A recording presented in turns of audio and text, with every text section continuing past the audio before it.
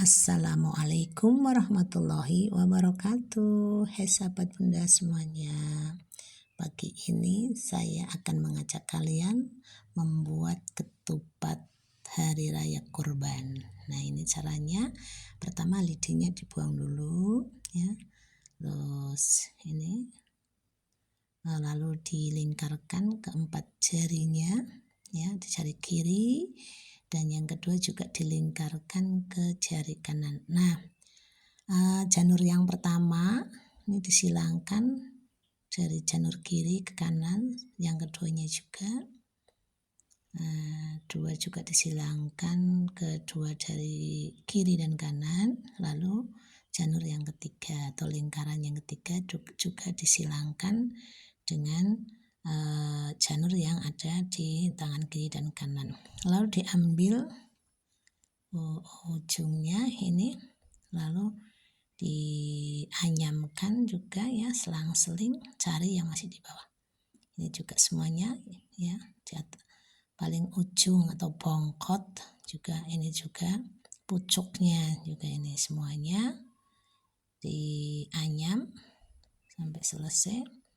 Ambil lagi ini pucuknya, ini cari lagi yang belum ada, yang belum disematkan nih sampai selesai.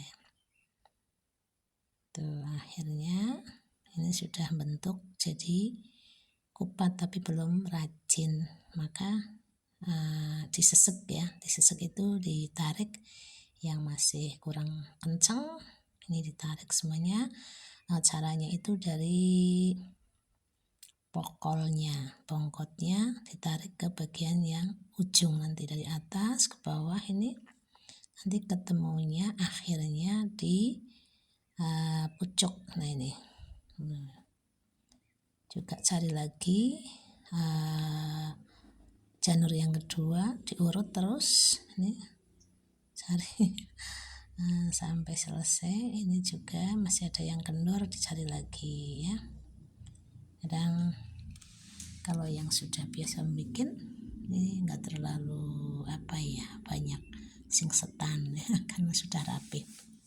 Tapi walaupun seperti itu masih tetap harus dikencangkan supaya kencang. Kalau nggak kencang nanti kalau diisi beras jadi tumpah. Nah, kalau sudah selesai ini bongkotnya diselipkan supaya untuk mengunci. Nah, untuk mengunci nanti ketika dimasuki berasnya tidak akan keluar. Nah, ini sudah jadi. Nah, saya juga sudah menyiapkan beras yang sudah dicuci kurang lebih sudah 1 jam ya. Saya cuci berasnya.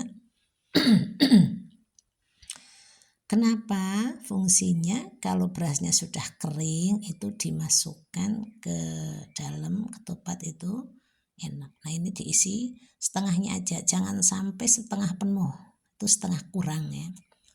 Tuh, sepertiga aja, jangan separuh-separuh. Juga kadang kalau berasnya yang tidak mau tahan air atau tidak doyan banyu istilahnya, nanti juga terlalu lembek. Tapi kalau kebanyakan juga nanti keras. Ini dimasukkan lagi sampai selesai. Masih kayak ini. Karena ini hari raya kurban, saya buatnya hanya sedikit, hanya saya bikin 15 aja, karena tidak buat hantaran ke tetangga, hanya nanti ada yang sebagian dibawa ke masjid ya, besok pagi setelah kita sholat Id.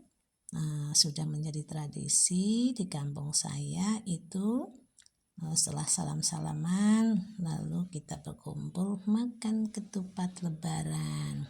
Lauknya apa teman-teman? Lauknya tempe bacem. Enak sekali loh.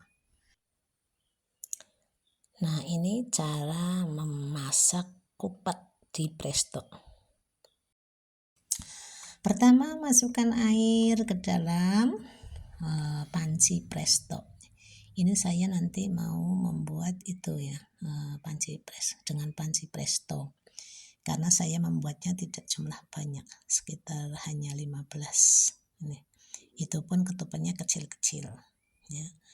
Masukkan air lalu masukkan ketupat sampai kerendam semuanya ya teman-teman. Nih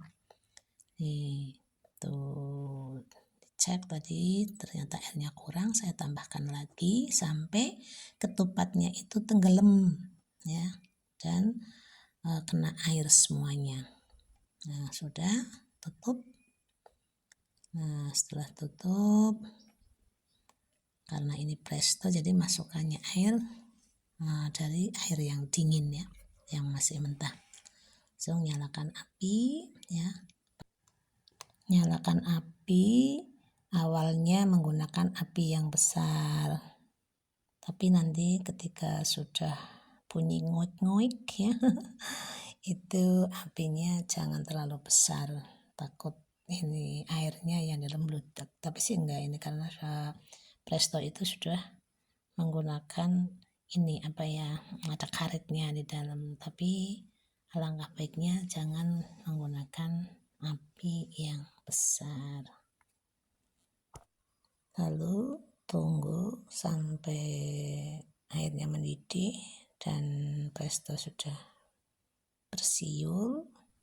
Tunggu hingga matang, yaitu kurang lebih 50 menit sampai 75 menit. Insya Allah udah matang ini. Ini udah matang.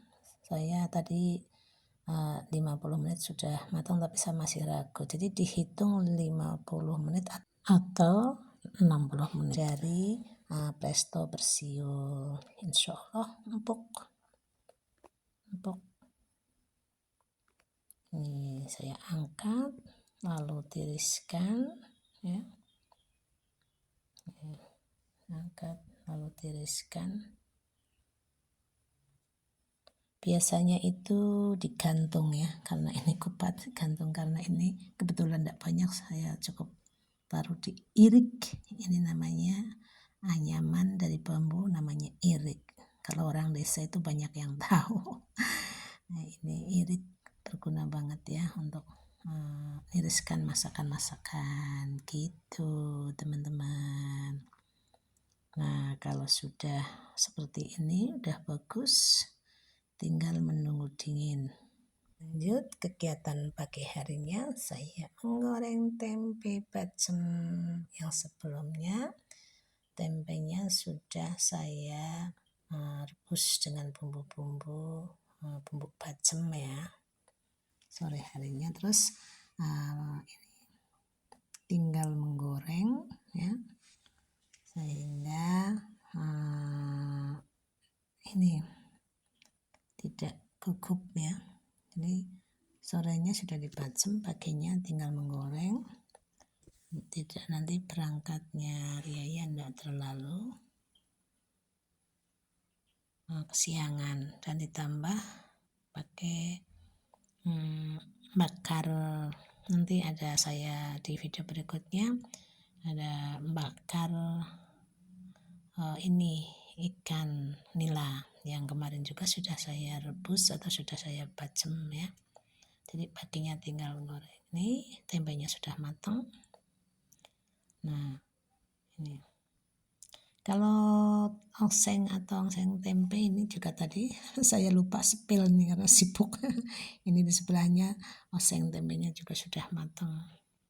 Kenapa kok oseng tempe? Ini tempe, iya biar ada pedas-pedasnya gitu. Dan dibawa ke masjid itu nggak takut istilahnya, nggak takut basi ya. Nah sementara itu saya menyiapkan mau membakar ikan nila. Nih, ikan nilanya juga kemarin saya sudah rebus, sudah saya sudah direbus pakai bumbu ya, sudah diungkep lah istilahnya. Jadi tinggal pagi-pagi juga tinggal bakar. Saya tidak menggunakan nilai yang fresh karena kalau dibakar itu terlalu lama. Karena pagi-pagi harus buru-buru ya, harus buru-buru ke mushola atau ke masjid. Ini teman-teman, nih saya potong-potong tadi karena apa? Kalau nggak dipotong-potong itu supaya ya makannya itu kan milih dagingnya aja. Jadi kayak kepalanya itu nanti ini kayak istilahnya mubazir loh. Ini kan. Nah, ini. Tapi sayang itu terlalu amoh kemarin, harusnya sebentar aja. Ini saya juga langsung karena sudah gurih tadi ya, tinggal ngasih kecap aja. Langsung saya tuangin kecap. Ini juga kebetulan nyari kuas ya. Ini juga mungkin udah rusak, udah dibuang kemarin, belum beli lagi. Jadi ini pakai spatula meratakan kecapnya. Harusnya pakai dioles pakai kuas. Tapi kebetulan kuasnya entah kemana gitu.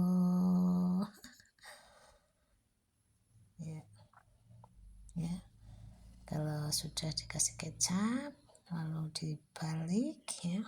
Lalu sambil menunggu matang, saya siapkan sambal kecap. Itu cukup cabai, tomat, bawang merah ya, diiris tipis. Lalu ada tomat juga ya. Cabainya diiris sampai habis. Saya menggunakan 3 aja karena saya nggak suka pedas. Itu pun saya menggunakan cabai merah keriting yang tidak terlalu pedas. Ini tomatnya juga potong-potong. Kalau sudah selesai semua memotong-potongnya, lalu tuangkan di mangkok, lalu beri kecap, jadi deh sambal bawang merah untuk cocolan nila bakar. Nah, ini udah selesai. Kita siapkan ini sambal, ada tempe, ada nila bakar, ada orek tempe dan ketupat. Nanti untuk persiapan setelah pulang dari sholat Id. Menu sederhana hari raya kurban, karena nanti ada daging insya Allah. Setelah itu juga nanti saya ikut menyaksikan penyembelihan kurban, karena dalam riwayat kita disunahkan untuk melihat darah yang mengalir dari hewan yang kita korbankan. Itu saja video saya pada hari ini. Sampai ketemu di video berikutnya. Dan saya ucapkan selamat Hari Raya Idul Adha 1445 Hijriah. Mohon maaf lahir dan batin. Wassalamualaikum warahmatullahi wabarakatuh.